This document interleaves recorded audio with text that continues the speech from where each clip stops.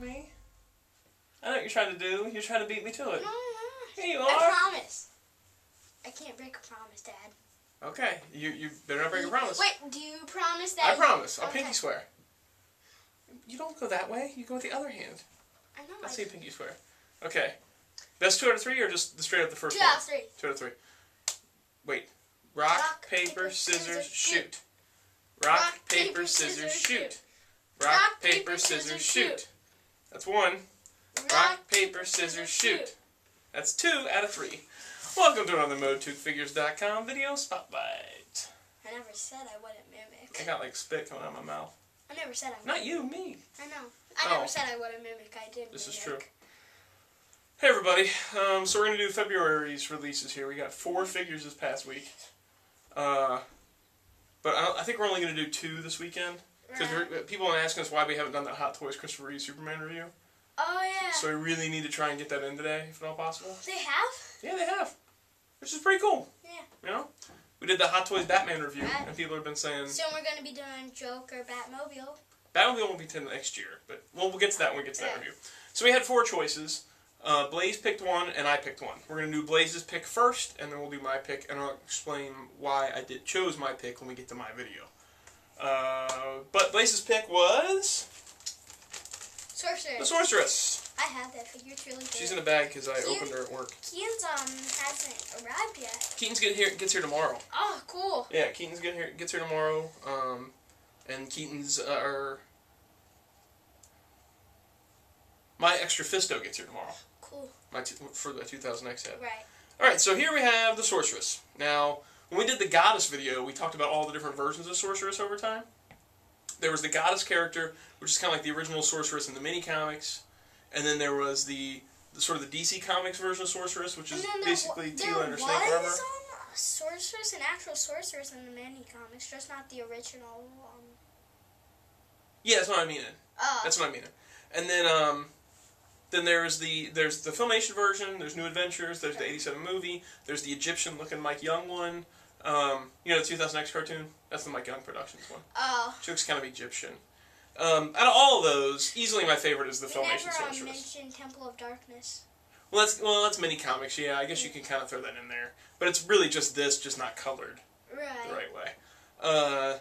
So the best one by far is the Filmation Sorceress, in my opinion. Is that your agreement here? Of course, because you chose this figure. So we finally got her. She is definitely an A-list character. One you have to have in the line. Like you just said, Filmation's my favorite. That's why I chose her. It would have been 2009 or something. I would have chose something else. Yeah, you know, this is the only Sorceress you really like. The design. I take that back. You like the movie one like I do. You're right. We both like the '87 movie one. But I mean, this is the Sorceress. When you think the Sorceress, this is it. So that's the first thing that pops in your head when you think of the Sorceress. Yeah, exactly. Think Sorceress right now. What popped in your head? That. Exactly. So she's awesome. I mean, the character. I mean, and the Filmation version is a very, very cool character. Like I just said, it's an A-list character. It's somebody you have to have in the line. So this is one we've been waiting for since the beginning of the line. Well, not the beginning for me. I just kind of started in 2010. That's true, but still, you still like the Sorceress. Right. You were looking forward to it. So she's got some new parts. There is some issues here that we need to talk about, but we'll get to that in a second. She's got a new head sculpt, of course, with the Falcon headdress, which the headdress is a separate piece. Oh, and it is? It's a separate piece, but it doesn't come off. And a lot of them are glued on in different ways. Some of them are glued a little low, some are glued a little high. I mean, it's all in the eye of the beholder. Mine's fine. I think yours looks fine. I think mine looks fine. But I have seen some that are pretty wonky. Have you seen, was it Matt's or either Matt's or Matt's or Nick's? No, they both look fine, too. Okay. Well, I didn't see Nick's, but Matt's looked fine. So a lot of people are having that issue, and what they're doing is they're heating it up and pulling it off and then sticking it back on in a different position. Something you shouldn't have to do with a figure, but at least this is kind of an easy fix. Then she's got what looks to be a new chest mold. She's got a collar, which I don't think any other figures had a collar yet. And then the white piece is a separate piece. See that collar piece? That's part of the... Oh, yeah. I think that's part of the body, yeah. So that has to be a new chest mold. Because I can't think of anything that has a collar, right? Probably be a girl with that small of a collar. Yeah, I think it's a new chest mold overall. Then she's got like the sleeves that come down onto her arm and sort of like a point. She's got the thumbs up hands. Yay, I'm the sorceress. Hey! He-Man can't get into Castle Grayskull. How are we going to open this door? Hey! And she opens the door up. That's what's going on right now. She's doing the A. Hey! Pretty good. Okay, the source. Instead of the Fonz, she's the source. She's got the new skirt piece, which is kind of like feathery, you know? It's got some feathers on there. She's got these new boots. What are you making faces about? I was like... Oh, making fun of me because the Fonz? She's got these feather top boots. This is pretty cool. Then we get to the back, and here's where the issues start. Now, when it's obvious that they used Emiliano Santalucia's design for this. Like I think the Force Unit have even said that they looked at Emiliano's design, which was a really good design the way it worked to make the wings go up. I can't really explain it without, you know, you have to kind of see it. Just look up online, look for Emiliano's Sorceress design. And he designed a way for the wings to go up that really didn't look like this. And the Four Horsemen implemented it, and the prototype looked pretty good. It was kind of minimalist, the way these things looked. But when it went into production, Mattel had to add these huge, I don't know if it was safety standards or cheap it out or what, they had to add these huge drum pieces to the back of these arms. And we first saw this at PowerCon. You playing the drums? We first saw this at PowerCon in prototype form, and I remember taking a picture of these drums and posting on He-Man.org, like, look at these drums. And everybody's like, oh my goodness, hope they're not that big in production. I had a picture of the Sorceress. She's cool. I mean, she looks cool, but everybody at PowerCon. You took tons of pictures. Those drums are so big. Yeah. Now we've got her, we know that the drums are pretty big. They're put on there so you can do this. You can kind of raise her arms, and it's supposed to fall down. It doesn't fall down as well as I'd like it to, but it's still kind of neat that it does it. At the same time, though... Is that how you're going to put in your case? Oh, I'm definitely displaying her like this. She's doing that sort of the Filmation pose. Yeah. Real quick, I wanted to say, I don't think the Filmation one had blue on the inside of the wings. I think it was all orange. So I think they've changed that for this. They've added this blue bit. I like the blue. I think it looks cool, and it adds consistency. Plus, it makes it... I'm going to say the same thing again. It gives consistency. And I don't know why I said that. It would be kind of weird for the wings to be blue on this side and not blue on this side. You kind of see the blue because they're a thinnish kind of plastic. I'm fine with that. That's cool with me. But anyway, back to the wings. So they're supposed to kind of fall down, and that's pretty cool. And if you have her in this pose, that's neat. Especially because you can't see these giant Ringo stars on the back. So you fold it in, though, and you do this. You put her arm out, and she's got a serving tray. See, this is what I do. This is where you can put Wondar's bread on her serving tray. It's like... Oh, I've fixed bread for all of you, He-Man people. No, you should have a restaurant case. Yeah, I should have a restaurant case. Dude, wait. The bread serving. This is what I do with mine. That's what you have to do. If you're going to use this arm articulation, the only thing you can really do is put the arms out like this. Emiliano had come up with this idea... It looks like she's about to give somebody a hug when she has her arms out. Yeah, exactly.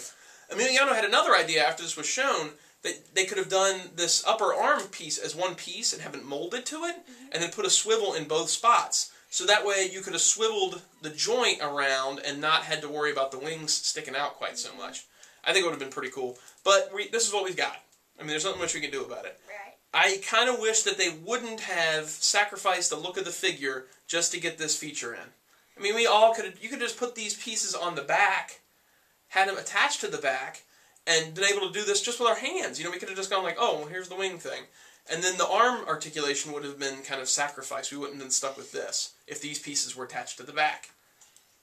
That's just my opinion. But, again, though, she's an essential character. If you have her from the front, it's not that big of a deal because you're going to pose her like this probably anyway. Let's talk about her accessories. She's got... What are you doing? Watch out. I don't even know why. Be careful of your serving trays. She's got her staff, like the vintage figure had. I thought you left that in case there's another. Where's her staff? No, I've got it covered. And again, with this, instead of arms like that, you can only get kind of that. You can't really have her holding it way out. You just got her like that. And it's nice. It's got this sort of pearlescent paint job on it. It's pretty cool. The Attorney Battle, she just got... neat. In the Attorney Award, Yeah, War. She just got shot by the orb, and now she can be the sorceress forever, but even when she's outside of Castle Grayskull. Oh, she can leave Castle Grayskull. Pretty cool. Unless she wants to be a falcon. I thought you said unless she wants to be a fat kid. She could. She could be. I don't know where we're going now. Look at this. Look at what my Zoar's doing. He's got one little feather down. Zoar? Yeah. It goes back and forth. If you're taking Filmation where it's a sorceress, then yeah. But it's also, I think, been referred to as a guy before. Because once, I bet it was at a time, because the sorceress, Zoar was its own separate character in the UK comics. You told me I don't think so. Because it was a giant bird. No, that's what I was talking about in the LP. The record I was talking about was a giant bird. Oh. Anyway, so let's talk about it real quick. It's the same mold again, and with the same armor mold again, but this time it's got the blue highlighting and things like that on it. It's really cool. Armor. Yeah, it's cool that it comes with armor as opposed to when Tila had it, it didn't have any armor. That's because Tila was packed out with so much stuff. Right. So that's what she comes with, and that's her. Let's read her bio. Here we go. Sorceress. Oh, wait, can I tell it? I was going to say. Can I tell them? Have we told them before? No. We've never told them the story? No. Okay. Sure. Fans? No, I think it's fine. Let me start the story, and then you can finish it off, okay? Is that cool? Okay. So we're at PowerCon, right? And we're looking at the cases, and they had this bio on display there. It says Sorceress, real name, Tila Na, right? So we're standing by a couple of people, and Blaze is sitting there with me, and we're looking at something else. And this girl was there, and she obviously was just being kind of maybe dragged along to PowerCon. I don't think she really knew much about He-Man. Because, you want to finish this off? Because she read Tila Na's name, and she said Tila Na. And my dad could tell. And my dad could tell the look on my face. I wanted to correct her. Yeah, Blaze was just, when he heard her say it, he was like... He kind of stood there, and I could tell by the look what was going on inside his head that he really wanted to stop her and say, I'm sorry, it's Tila Na, not Tila Na. I didn't correct one dude. You didn't, because that would be rude. I corrected one guy, but it was just for fun, like he didn't know the name. That's true, in the room. He kind of asked me too. Yeah, in the room where you were talking about all the figures. Right. Alright, let's get back to this bio. We're going crazy again. Yeah. Alright, growing up in a small Eternian village, Tila Na helped defend her people from a horde scout ship that had discovered her planet on a magic locating mission. Recognized for her loyalty, courage, and wisdom, the current aging sorceress chose Tila Na to take up her title and defend Castle Grayskull's secrets for the next generation. During her reign as sorceress, Tila Na not only cast a spell to clone the Sword of He, she was also cloned herself by Skeletor, who desired a magic-wielding bride to pass on his legacy. Oh. With the help of Man-at-Arms, Tila Na saved the clone child, and it was through her undying love and devotion to this baby girl that Tila Na gave her up to Man-at-Arms, awaiting the day when her daughter would become the new sorceress and guardian of Castle Grayskull's secrets. So we've got the combination of two major things here. Right. And that is... You should let me read the bio sometime. Oh, you want to read the bio sometime? Yeah. Alright, maybe we'll do that sometime. Okay, so we got a combination of a couple things here. We've got the Origin of the Sorceress episode, right, which is one of the best Filmation episodes. Oh, yeah. Not as good as Secret of the Sword, though. Not as good as Secret of the Sword, in my opinion, but really, really good. Secret of the Sword is the best. Secret of the Sword is the best. So it's combining that with the Tale of Tila mini-comic in that it's talking about the cloned... You're right there? Yeah, my head itches. You're always doing that with the itching of the head. Sorry. People are going to think you're dirty or something. I'm not. He's not dirty. I just took a shower. He just took a shower? You need to wash that soap out better. Maybe that's what the problem is. Okay, so anyway, the clone child thing is from the Tale of Tila mini-comic. And they've incorporated that into the storyline. A lot of people don't like that, the cloning thing. We've got two different clone things in this bio, which is a lot of cloning. You know, I've never liked the cloning the Sword of He. I don't like it being called the Sword of He. I don't like the cloning of Adam either. Like. No, he wasn't cloned. Wait. What was the second thing that was cloned then? She was, to make Tila. The clone the Sword of He and cloned her to make Tila. Oh. So, I mean, it's fine. Yeah. I've made my peace. We've already gone over that with the Tila bio, about the cloning her, bringing in the Tale of Tila mini-comic thing. I still don't like the cloning of the sword, but I do like the rest of it being Filmation, basically. Right.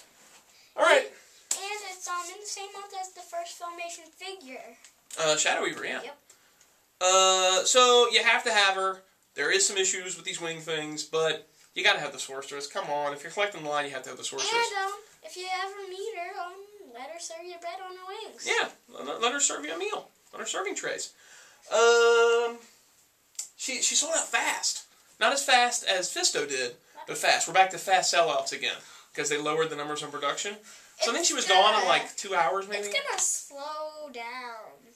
What? From the figures they're making, it's gonna slow down. I don't think it will. I don't think it's gonna slow down too much because they're gonna lower those production numbers.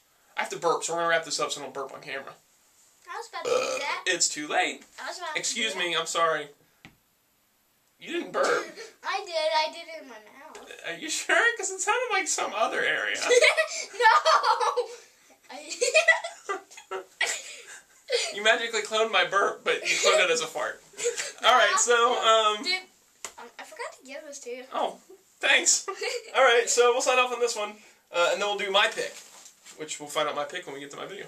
Alright, so long, folks. Good journey. We'll see you guys next time. Good journey.